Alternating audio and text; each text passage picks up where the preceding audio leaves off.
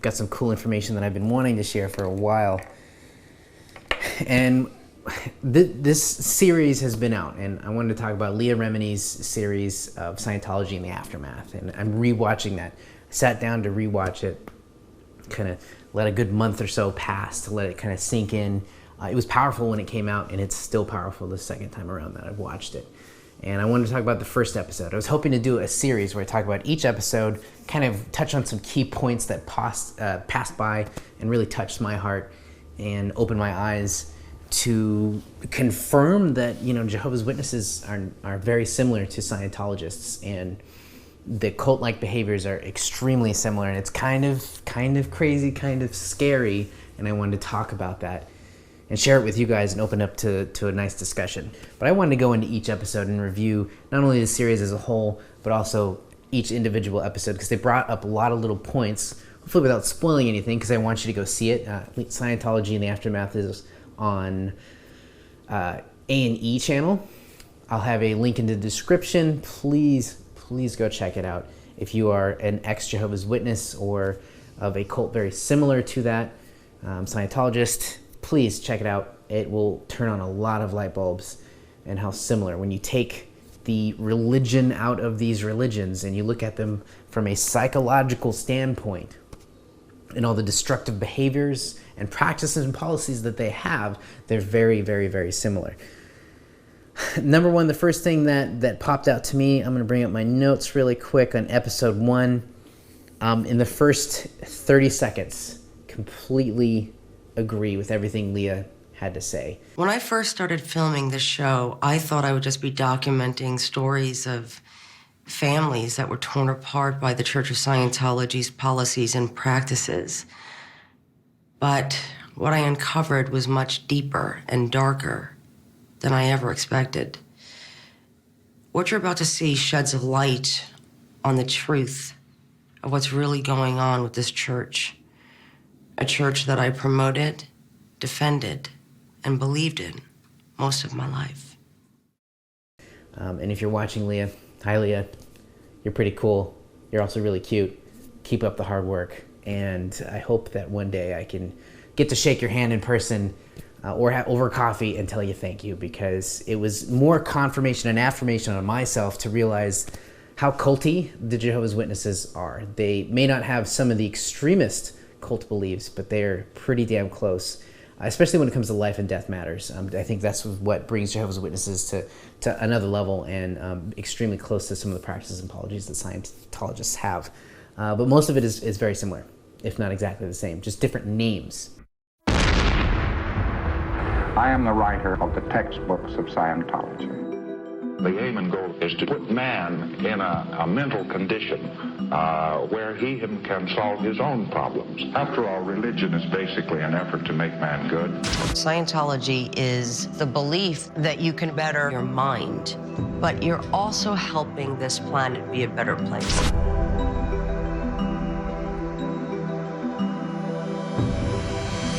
Without any Scientology organization, things are not going to change on this planet. We are the most ethical group you're ever going to find, and actually the only group that's really making change for mankind.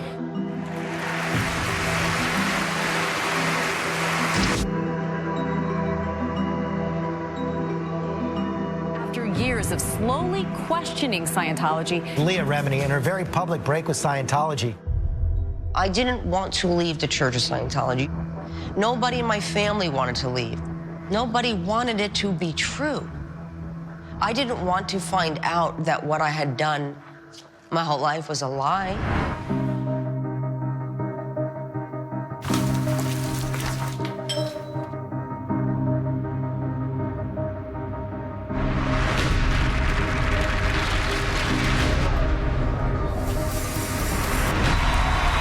He jumps up on the table, launches himself at me.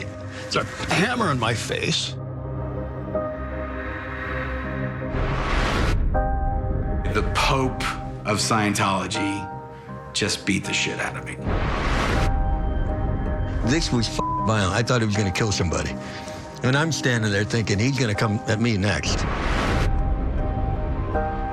went through such mental brutality, as well as all the money we spent to try to hang on to my family. Let's just Oh stop. my God. Let's stop for a minute. You don't get thrown into the fire in Scientology. You get boiled like a frog. I hope that this project at least validates your pain is real. Fight for your family. Fight for your daughters, your sons. Get them out of this thing. You're not going to continue to lie to people and abuse people and take their money and their lives. If I can stop one, then I'm going to do it.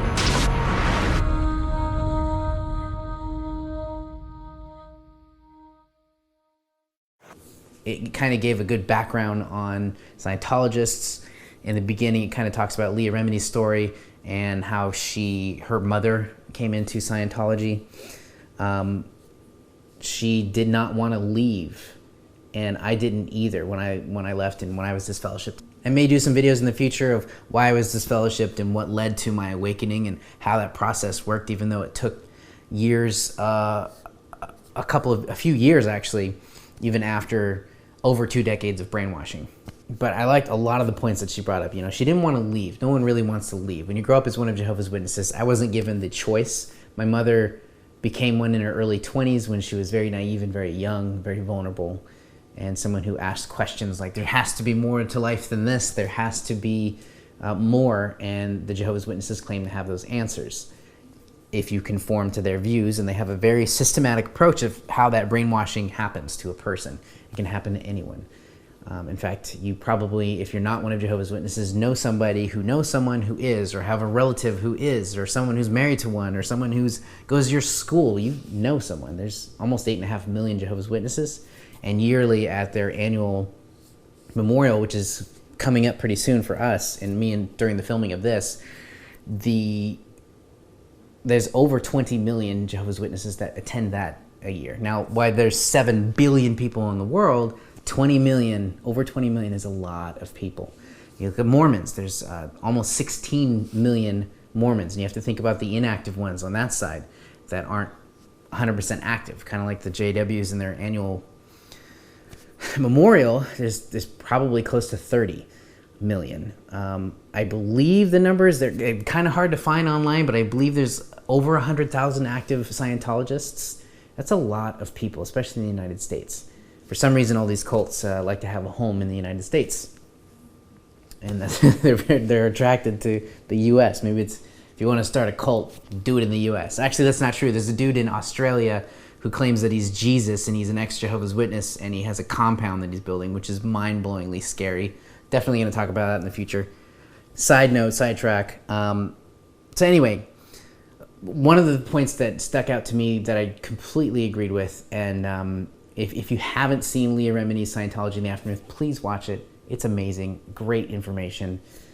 It'll get you thinking, critically thinking about life and decisions and what is going on in front of people's eyeballs every day without even realizing it. There's a Scientology temple downtown in the area that I live in, which is crazy. It's absolutely crazy. And I really hope that Scientologists don't attack me, because I know that anyone who speaks out about Scientology is put on their no-no list, and they send private investigators after, they go after your trash. It's insane.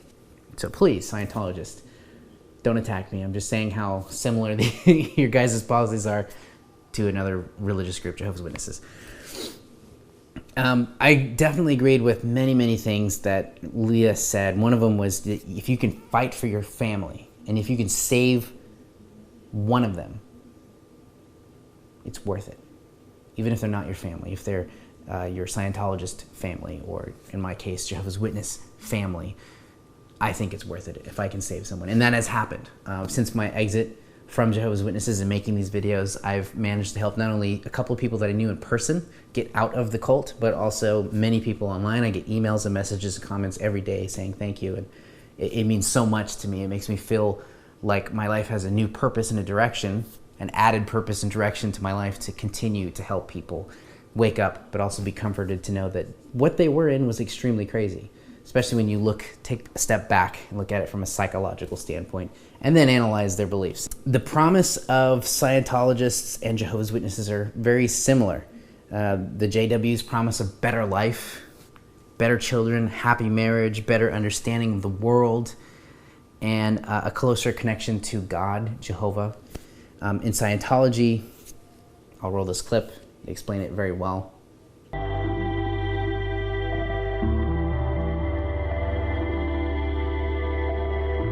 The promise of Scientology is that you will reach your full potential in all areas of your life. So you'll be the best mother, you'll be the best group member, you'll be great to animals, you'll take care of the environment, you will reach the highest potential as a spiritual being.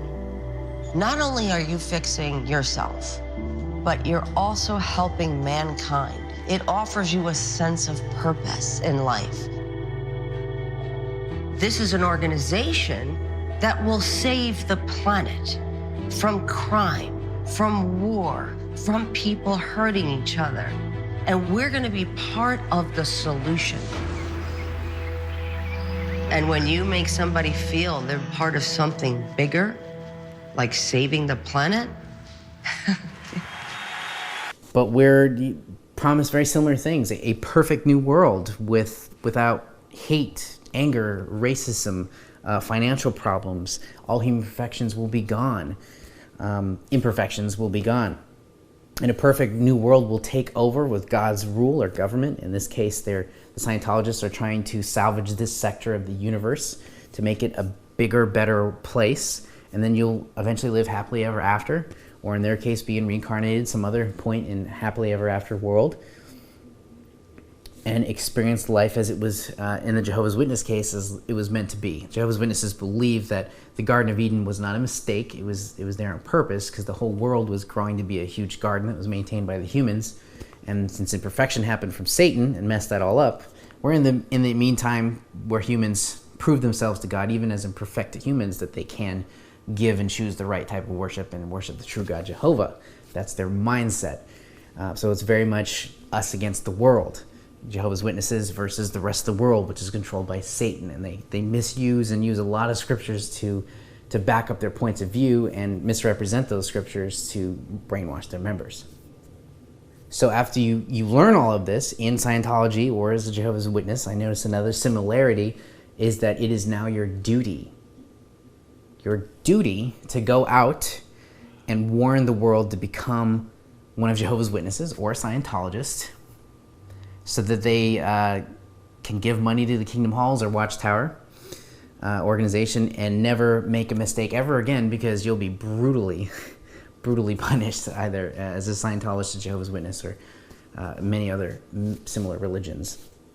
I was learning, and I just thought I could give my kids a better life, and give them an education on how to deal with life. Same point here. My mom wanted to give her kids, in cases just me, a better life and an education on how to deal with life.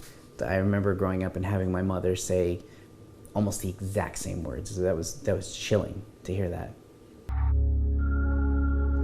Dennis, my stepfather, and my mom had a baby when I was 14.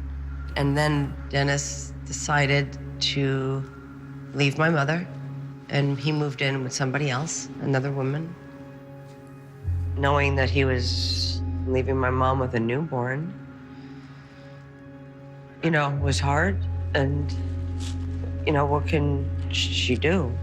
It kind of pushed us, I guess, to stay in the church because we didn't really have anywhere to go. So my mother had called a friend of hers who was a Scientologist who lived in California, and she was willing to take us in.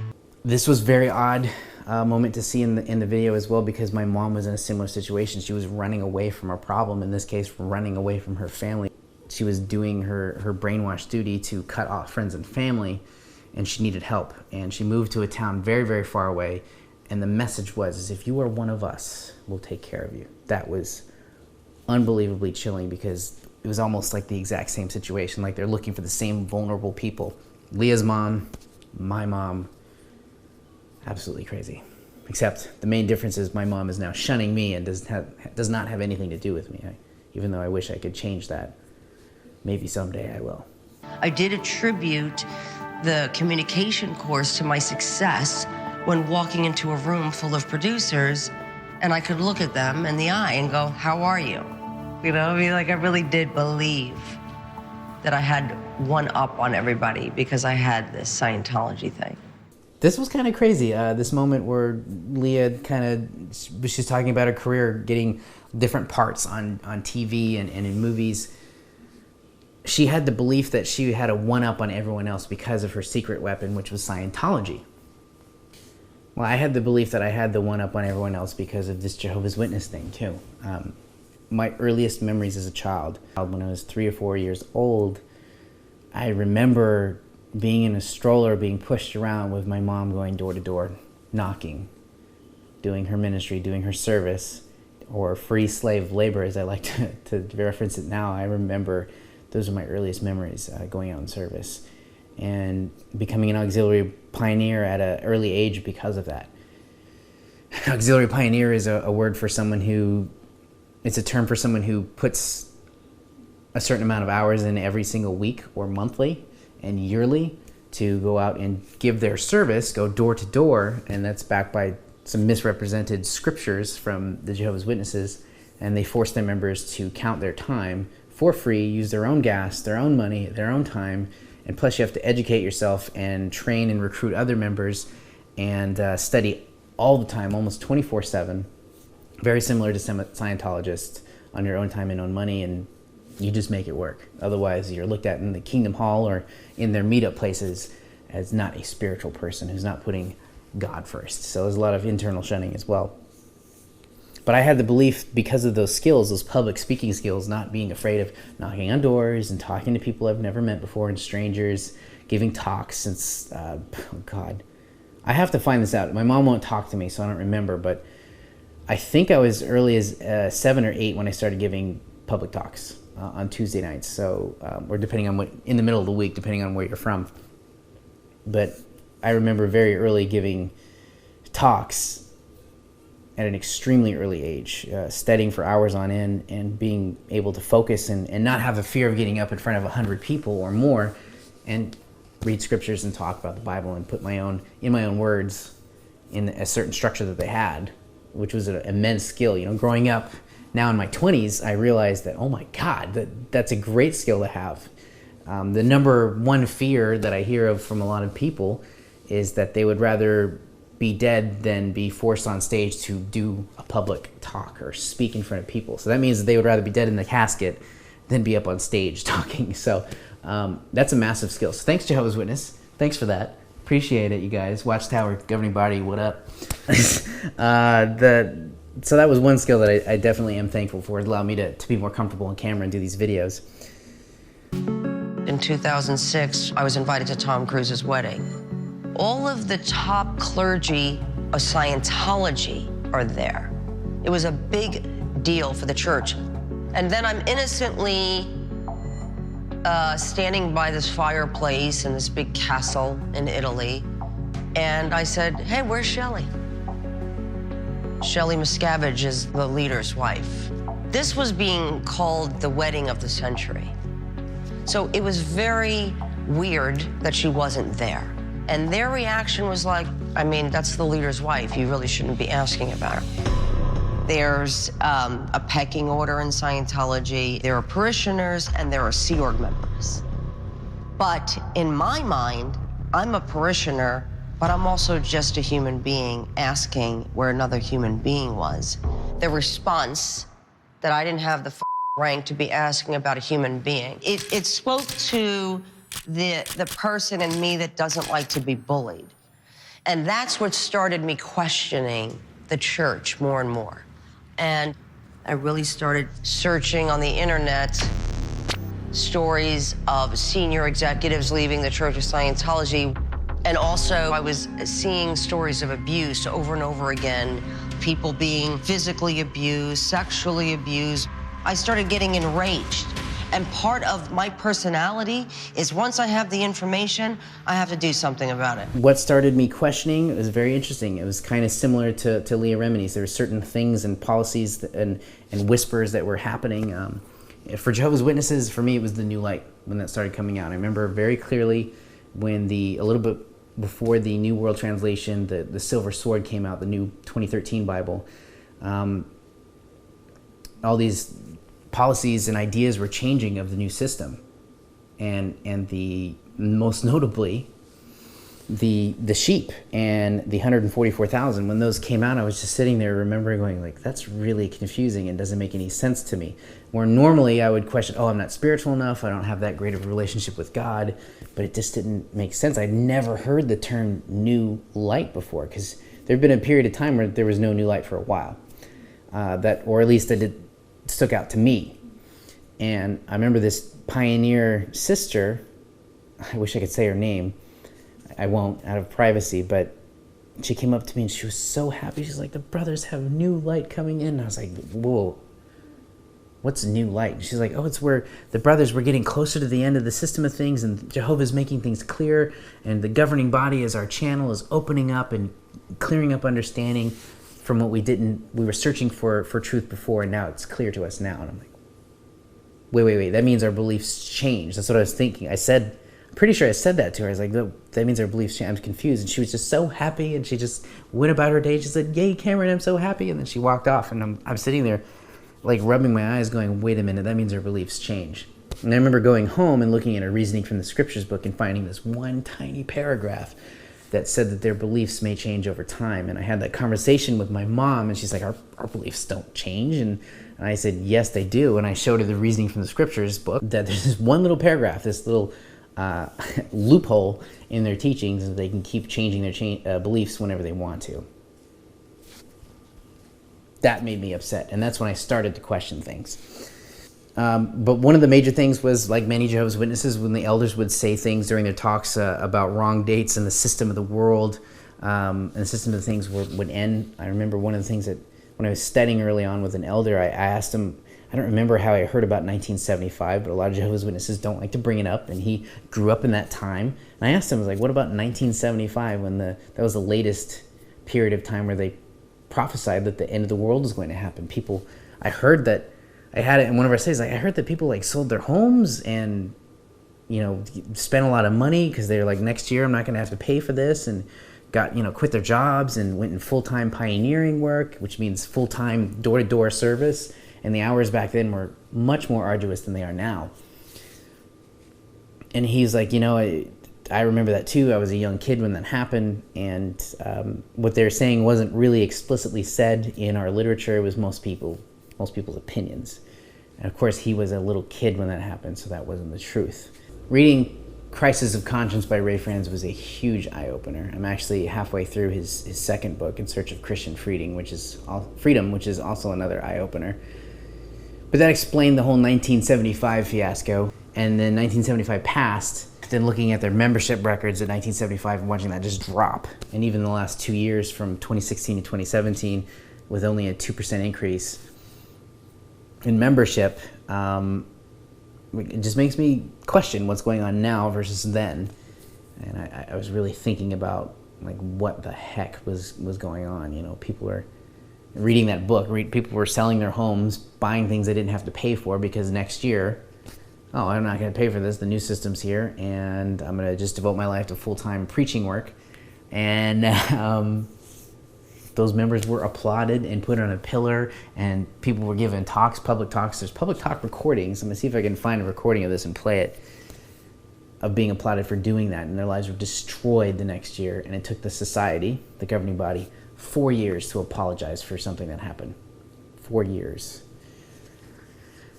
And they lost a lot of membership because of that. Now I understand why at that time people were extremely bitter. Each time.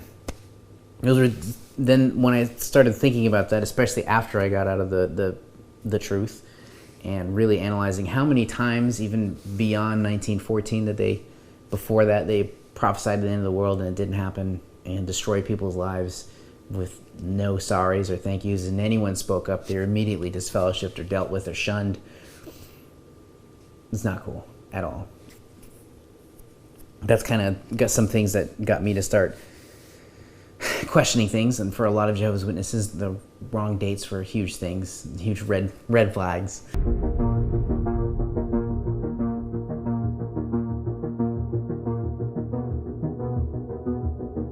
The church's biggest weapon is their policy called disconnection. It says that a parishioner shun their family member or friends.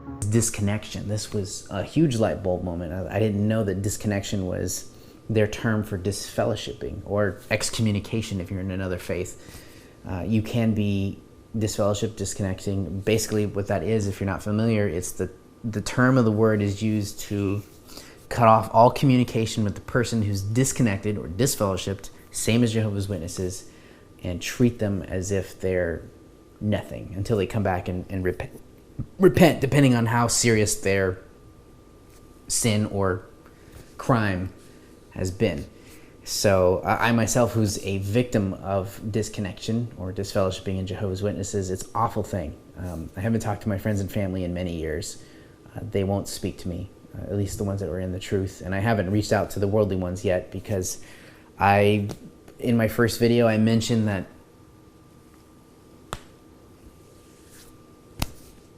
my mom told me a lot of things about my worldly family, of which now I'm starting to question if that was even true. And I'm probably going to end up reaching out to them to see if I can do some kind of intervention or something, because I would love to have my mother back. She's the only blood that I have left. Her and her sister are the only witnesses that the only family that I have or even had contact with growing up. So I'd love to try to bring them back. I don't know if that's possible, but I would like to think it is. Something else that I thought was really interesting is I remember people who were disfellowshipped in Jehovah's Witnesses, very similar to disconnection, that had jobs that were run by Jehovah's Witnesses. Members that sometimes lose their jobs are looked at as turning their back on God and all of their loved ones. So they are aggressively, in a lot of cases, gossiped about. So this one person who is disfellowshipped can't get a new job. Subsequently after that, it kind of took a little bit of a dip because I worked for a company that was run by Jehovah's Witnesses, and they fired me because they were like, well, if you left Jehovah, how can we trust you? And I'm like, that has nothing to do with work. I've never lied. I've never stolen. I've never done anything.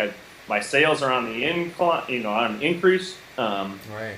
And they're like, no, we're gonna fire you. It's effective immediately. And so, which, I was like, okay, fine. I'll go, to one of the competitors. Or I'll go to somewhere else in the industry because we're in a small industry, the specialty coffee. And it took me almost a year because it turns out every potential employer was calling. They were bad-mouthing me, telling me it's illegal here in Illinois to say anything other than, time of employment, salary, and then, if they would hire me again. These people can't get new jobs because they're kicked out of their previous job because they got disfellowshipped or disconnected. Or if it's a kid, sometimes they're kicked out of their homes at an early age.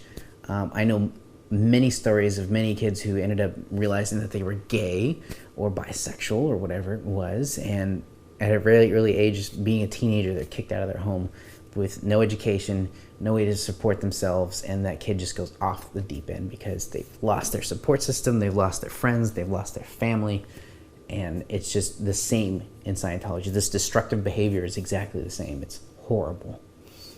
My name is Amy Scobie, and I was in Scientology for 27 years.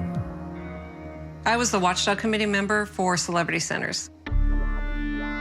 One of the things that Scientology does is it concentrates on collecting celebrities. My mission was to recruit celebrities into Scientology and make them into walking success stories of Scientology. There is an idea that if you can get a celebrity, quote, winning with Scientology, and he starts telling everybody else, then that is going to result in a lot of people who will have an interest in Scientology and come into Scientology. And that idea isn't wrong. It's true. The Church of Scientology is a business. And like any business, they love to have a celebrity selling it. I thought this was interesting, recruiting celebrities. Now, there's not a lot of, Jehovah's Witnesses don't print in their media that, oh, hey, we have, John Travolta is a Jehovah's Witness now, and yay. But the idea is kind of similar. There are Jehovah's Witnesses that are bragged about being in certain congregations that do boost membership and boost confidence of members. And like, hey, we've got some celebrities on our side. Now, it's nothing that I have physically seen in print that shows, oh, hey, that these members are celebrities or movie stars or singers or whatever it is. But the reason why the Scientologists do it is because it works. Well, off the top of my head, and actually knowing some of these people or knowing people who are related to them, it does work. So in Iron Man, the first Iron Man, I think Rhodey, the sidekick, loved that movie, by the way. The first actor, Terrence Howard, is one of Jehovah's, or he's not one of Jehovah's Witnesses, but his family is, and there's YouTube videos of him on talks with radio shows talking about the beliefs. I remember seeing Iron Man, and all of our Jehovah's Witness friends went to go see it, and we were proud of that. We were very proud of that, and we're like, well, Terrence Howard, that's such a good witness, even though, someday he'll get baptized. Please, Terrence Howard, don't get baptized. I actually have some friends back home that are related to the Jacksons, so they knew what congregation Michael Jackson was going to. But I remember hearing stories of them growing up and going to their mansions and playing video games and hanging out with the Jacksons. So that was a lot of faith-affirming things. Another odd thing, Serena, the famous singer that was murdered in the 90s, she grew up as one of Jehovah's Witnesses. One of my favorite singers, Childish Gambino, Donald Glover, he grew up as one of Jehovah's Witnesses. I don't think he is active right now, but you can hear him talk about Watchtower and some of his lyrics on some of his songs, and he plays a Jehovah's Witness in the show Community. That was weird. How come we only sang the last two words? What happened to the happy birthday part? Well, Troy's a Jehovah's Witness. He doesn't celebrate birthdays. Annie and I did our best to keep the language on the cake compliant. Hello during a random dessert, the month and day of which coincide numerically with your expulsion from a uterus. You guys, I never cried, but... All right. Happy expulsion, Troy. There's a lot. There's a lot. I believe Elvis, near the end of his career, before he started singing in Vegas, was starting... One of his hairdressers was... The story that I've heard, the gossip that I've heard, is that was one of Jehovah's Witnesses and started opening his mind to purpose and light and really piqued his interest. What's interesting is that even though it's not published in a lot of their material, I remember being a higher up member for there's a local assembly hall where I grew up. I remember spending many hours being on the electrical team or the cleaning crew or the crew that takes care of the lawns. And one of the sisters I made friends with was one of the ladies who painted all the murals in the assembly halls. In this particular assembly hall, we spent a lot of time with this one girl. We hung out. She showed us the artwork that she was doing. She told us of the story of how she used to be a pioneer in Beverly Hills and Los Angeles.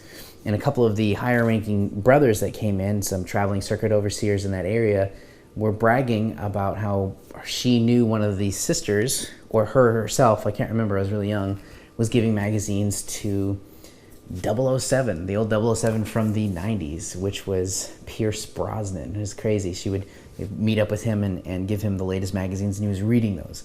So to put some faces on some names, I'm sure there's more, like the Serena and Vanessa Williams that are Jehovah's Witnesses. One time I remember growing up, on an award show, they announced that they, were thankful to their God, Jehovah. And now these members aren't publicly, I'm sure they're treated with a different level of respect than regular witnesses, and they're not dealt with as brutally. They're not baptized or have as much pressure on them because the spotlight's on them, and that would look bad for bad PR for Jehovah's Witnesses, because it's not like they don't have enough. Another Jehovah's Witness who passed away recently was Prince. He, a really great artist. If you grew up knowing Michael Jackson, it was Michael Jackson and Prince. I didn't grow up during that time, but that's what I've been told. He was definitely studying, and there's lots of YouTube videos of him talking about his beliefs, and you can see the paranoias and phobias starting to take place with his verbiage and the brainwashing that he's been through a little bit in some of his videos. Rest in peace. For everybody, it's for any denomination, and it works, and that's the bottom line. When I found Celebrity Center, I found my life again. That's when I found Scientology, and I found the truth. I thought it was really interesting that they call it the truth as well, because once we're taught the Jehovah's Witness lore of the Bible, or their canon. We call it the truth. Have you learned the truth? Thought this clip was really interesting with John Travolta, and it totally related with that. I was like, yep, I was brainwashed too, buddy. And now that I'm out of it, of course, we call it TAT, which is, do you know the truth about the truth? I will say that this whole thing of the children and the people that get into Scientology at a very, very young age, they know nothing else. Totally agree with Mike Rinder on this point. I myself am one of those children. I knew nothing else. Well, you're also indoctrinated in Scientology to believe that the justice system is corrupt, that it doesn't do anything to ever resolve the problem, that Scientology is where the answers lie to even a child molester. I've heard this heartbreaking, disgusting story that makes me want to hire someone to break his legs. Nothing, nobody can do. The Justice Department can't do anything because of statute of limitation. There's nothing anybody can do. I can't do anything. So I don't even know how to continue. It's frustrating. There's one thing that can be done. What? It can be exposed. This next topic, which I'm not going to go into too much detail because it strikes home with me, was when A.B. Scobie was being interviewed with Leah, and she talked about the sex abuse that she had went through as a child. I myself have been through sexual abuse with members of the Jehovah's Witnesses, and nothing was done about it. My mom, to my memory and knowledge, approached some elders about it, and they kept it internal because they believe that their authority and connection to God is much higher than the worldly authority of worldly judges, and that's part of the two-witness rule, which is messed up, and the scripture, bring your cases before spiritual men rather than worldly judges, and that is misused and misrepresented, and it happened to me. And as angry as it makes me and emotional as it gets me, I'm not going to talk about it too much in this video. I just know things happened to me as a child. My mom won't talk to me about it, so I can't find out more details. A couple of friends that I have will tell me a few bits and pieces there. I know a lot of things that happened, and I'm not going to talk about it right now, but I will talk about that in the future. And I know that the elders have done nothing, my mom has done nothing, and that really disgusts me as a human being. It makes me think, what the fuck is wrong with you? Why wouldn't you do something? And it also makes me think, my God, this person is brainwashed, because I remember growing up and holding it in internally as a very young child and going, well, I shouldn't say anything because I'm going to make Jehovah look bad. It's disgusting. The Sea Organization is the equivalent to the Vatican or the highest levels of any other religion. The people who devote themselves full-time, 365 days a year. They sign a billion-year contract, a commitment for eternal lifetimes to achieving the goals of Scientology, live communally. They don't have to pay the rent. Everything is provided for them, and all they do is work on Scientology business day in and day out. Huge similarity. Sea Org. If you go to the Scientology YouTube channel, which they have a YouTube channel, you can see something that they have called Sea Organization, and all their different groups in Florida, where they have a lot of their programs. And it's very similar to Bethel. And me, as someone who was on my way to Bethel to become a Bethelite, and I'd gone on many Bethel trips and had friends that were Bethelites as well, which I'm going to do a video on in the future because I just found my old hard drive with all that footage. It's really exciting to see that. And found the videos that I put together of my trips. We have something exactly the same, where the highest members or the youngest naive members are recruited into it, and they're forced into slave labor, and they're paid pennies on the dollar, back sometimes maybe $100 a month, maybe a little bit more, maybe a couple $100 a month, but they have to provide their own car. Some cases, the higher they get, they have to sign contracts to not make money. And very similar. That struck a really odd chord with me, to know that their Sea Org was the same as our Bethel and Bethelites. Very crazy. Slave labor. I realized that what I'm doing is I am rationalizing insanities. She's seen people abused over and over again. What should she do? Write a report that David Miscavige is beating people? To who? There's no one above him. Now what? This blinding realization of abuse eventually hit me too, but complain to who? That's exactly right, Leah. Who are you going to complain to when these abusive things are happening or things are being ignored or you're being targeted? Who are you going to complain to? Like, who? JWs don't have the physical abuse that I'm aware of, the top members, because there's 8 dudes that the governing body consists of that run Watchtower, that run the doctrine of Jehovah's Witnesses. That's not the same. We don't have, as far as I know, people that are being lashed out and beaten by their leader. In this case, with Scientologists, their leader is beating the members, and then you're seeing these things happen, and like, oh well, you know, David Miscavige is under a lot of pressure, so it's okay for him to lash out, punch, choke, and hurt people. Jehovah's Witnesses don't have that, but we do have physical and sexual abuse running throughout the members of all of the different kingdom halls throughout the world. And a lot of the cases, the elders are able to get away with this, turn around and punish the members for making one tiny mistake, but they themselves are sexual abusers, physical abusers, or have done many things and turn a blind eye.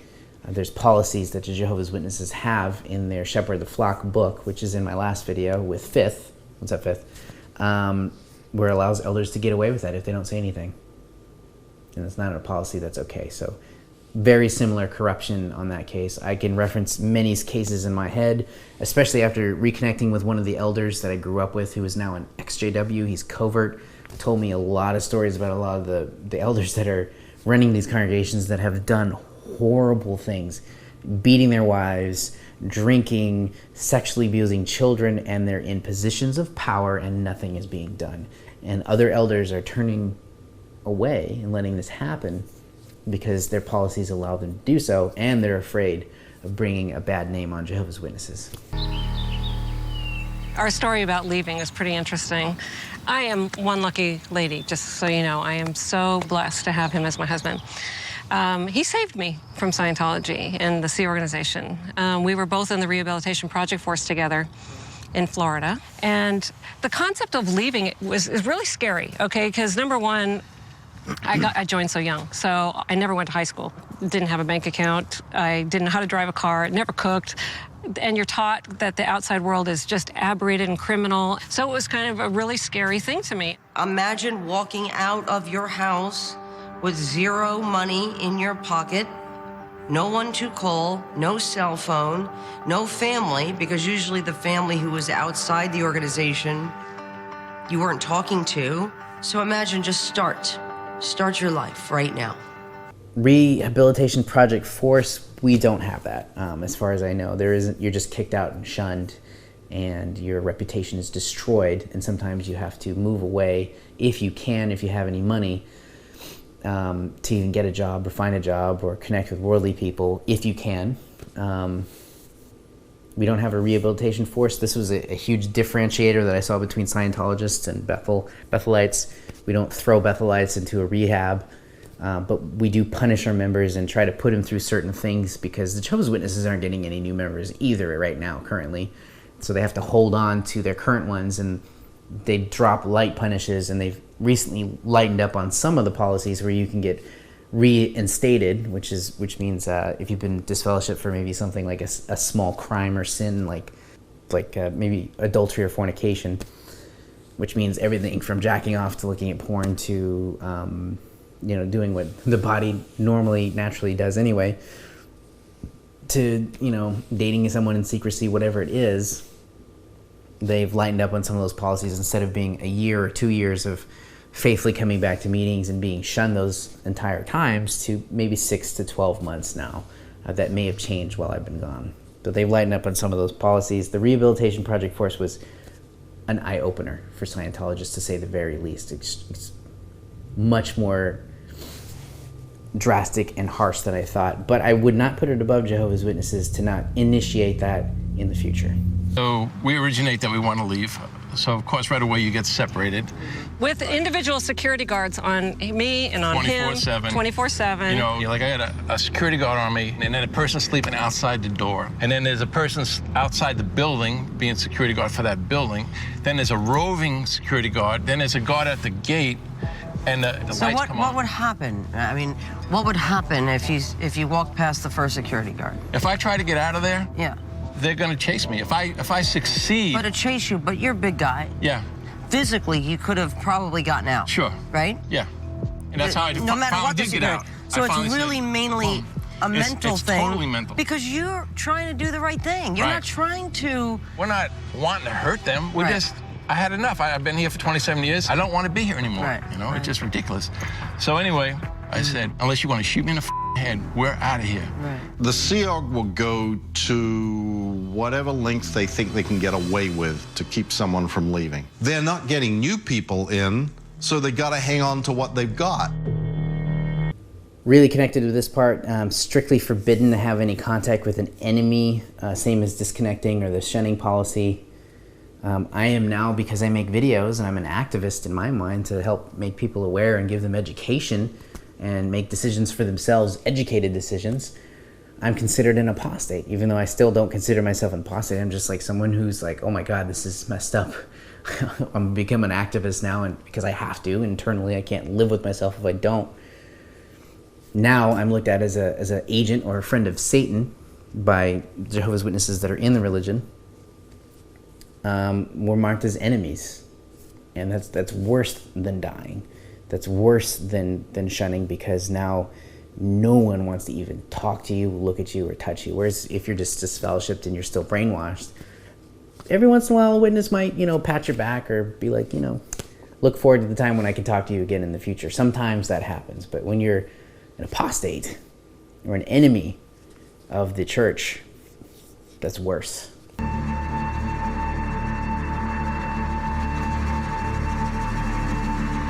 I was very nervous that they were going to get to her and that they were going to convince her that the right thing to do would be to disconnect from me.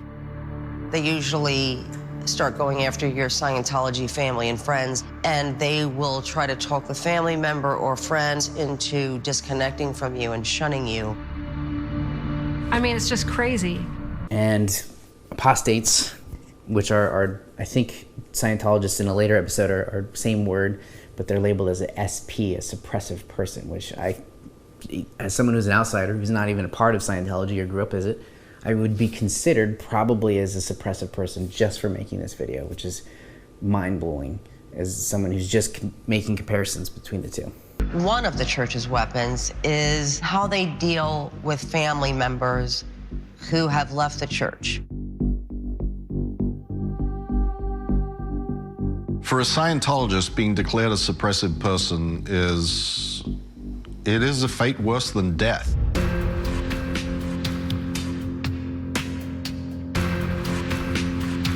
Before I left the Church of Scientology, I did every single thing they asked me to do so that I would not get declared a suppressive person, because I have family in Scientology. I know the ramifications of the disconnection policy. I've seen it with other people and breaking up families and how devastating it is, and I am very close with my family, and especially my mom.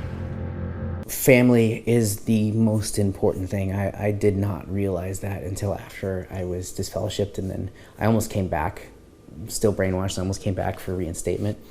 And once I realized how messed up my life was growing up, and how crazy it really was, and then having to start all over with nothing, I realized family is the most important thing. I look around myself today and I look at, my roommate or friends at work or friends that I have outside of work, and they all have their friends and family that they grew up with to rely on or even talk to, and I don't really have anybody. There's other XJWs that I know that are staying covert and forced to go to meetings because they don't want to lose their friends and family.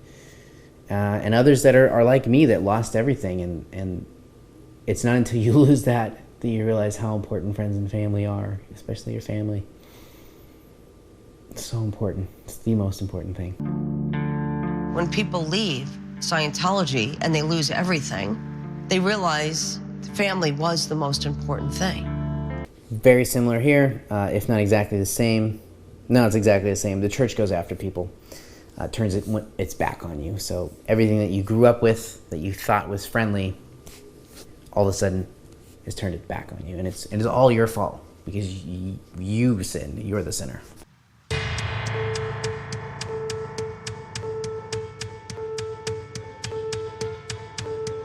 The lady expelled from the church for having sexual relations with someone she was ministering to, a violation of professional conduct in any church. Amy Scobie served her church for 27 years. It's a lifetime. It's a lifetime of blood, sweat, and tears to something that just turns its back on you. Not only does it turn its back on you, but it goes after you. It tries to destroy you. And then it tries to take away the family that you were fighting to keep together. I feel a tremendous responsibility to bring justice to some of these people who've been victimized by you. The end credits are really powerful. Really, really powerful. I feel like I'm kind of spoiling a huge chunks of the first episode. I want to do kind of a weekly sit down where I eventually release these episodes of and give my commentary about how similar there are, just giving my thoughts, because a lot of it struck home. There, even at the end of the first episode, when Amy Scobie's mother reconnected with her daughter, it made me burst out in tears, because I wish that could happen for me, and it's not happening, and it's probably not going to happen anytime soon. I would like to think that it will someday, but that's an uncommon story for people to go, you know what, screw the system, my family is important. And that takes a real critical thinker for someone to start thinking that way when you're brainwashed in this jail cell of a world. So my overall thoughts and feelings of Leah Remini and the Scientology and the aftermath: keep doing it. Keep it up, Leah. Very good news, very exciting. Season 2 of Leah Remini's Scientology and the Aftermath has been greenlit. So we're going to get another season of depressing episodes. Not the fact that it's like depressing, but we need more of this. The more exposure, the more attention to it. And because this could be airing, and a Jehovah's Witness could be at home watching this and be going, man, Scientologists are crazy. And halfway through the episode and going, oh my God, wait a minute. They do disconnection, they do SPs, that's what we do, it's just a different name. It could turn on a lot of light bulbs. And Leah, if you're watching, or any of your peeps are watching, thank you. Really, I mean that. Thank you for doing what you've done. I'm sorry that you've gone through all the pain that you have, but I can align with you, because I grew up that way too, and I can assure you that just like you can't let things go unless you have to pee. I'm the same way. So you keep fighting, I'm gonna keep fighting, and I hope one day I can meet you in person and shake your hand and say thank you over a cup of coffee or something, or help out in any way if there's anything I can do if you guys are watching. I get told I'm going to be declared if I don't disconnect from my mom. We're hearing the same story over and over again. Mental abuse, sexual abuse, people being imprisoned. David Miscavige physically assaulted me 5 separate times.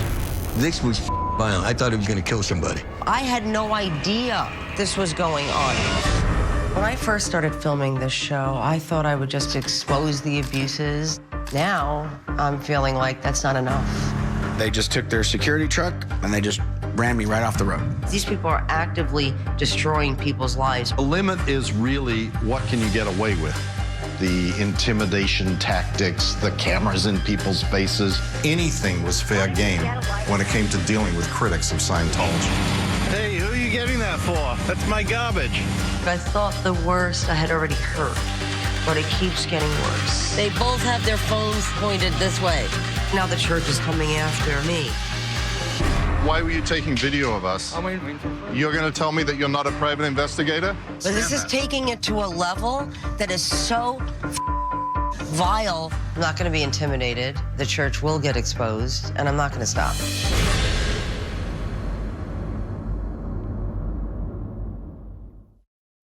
brothers and sisters, thanks for hanging out with me. This is a long episode. There's a lot of clips. This is a lot of work to put together. I plan on releasing more episodes for each episode of the first season of Leah Remini and the Aftermath. I hope that these videos aren't taken down because of the content, but I just wanted to give my thoughts and give an overview. Thumbs up, like double thumbs up for them because they're amazing. I'm going to continue to put stuff out. If you would like to see more, let me know in the comments. Please keep the comments friendly. I love that I get so many positive comments and encouraging comments to each other for all the videos that I push out. It's really encouraging for me to keep going. A good way to tell me to keep going is give this video a thumbs up. It's a nice indicator of what I'm doing is helpful. And subscribe, as always. That's probably the #1 thing that you could do. It helps us stay in contact, so I can keep in contact with you, send you more videos that are on these very topics, and push out information that might be valuable to you or a friend who may be waking up. If you know someone who might need these videos, please share it with them, send it to them, if it's that right point in time in their life. So subscribe, stay in contact. Brothers and sisters, I will see you in the next video.